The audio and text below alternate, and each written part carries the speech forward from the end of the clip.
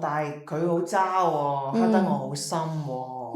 咁正緣唔係應該就係大家白頭到老啊？佢一定係個好人嚟先至啱咩？咁渣男都會有拖拍㗎，係嘛？其實關鍵在於你可能本身就中意呢個渣男，係咪？咁你心目中所謂好嘅條件，譬如話又有靚仔啦，又有錢啦，好多女嘅都係咁樣嘅。咁佢嘅女性朋友自然就多㗎啦，係嘛？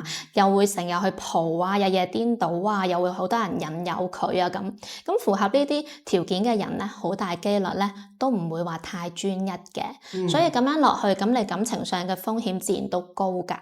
係嘛？但係佢可能真係愛你嘅喎，只係佢可能有啲女仔埋身嘅時候，佢對人哋又好 gentleman 啊咁樣，咁又會有人去誘惑佢啊咁樣，係嘛？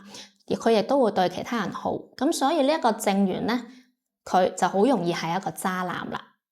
因為你一開始只係睇到佢好嘅一面，但係你冇諗到佢都係有啲副作用俾到你噶嘛，係咪？人有兩面性噶嘛，咁最後你就會覺得點解自己咁黑啊？我淨係想搵個人愛啫，但係永遠都搵唔到嘅原因就係你想要嘅偏好，其實咧就係佢副作用，可能佢就係一個渣男咯。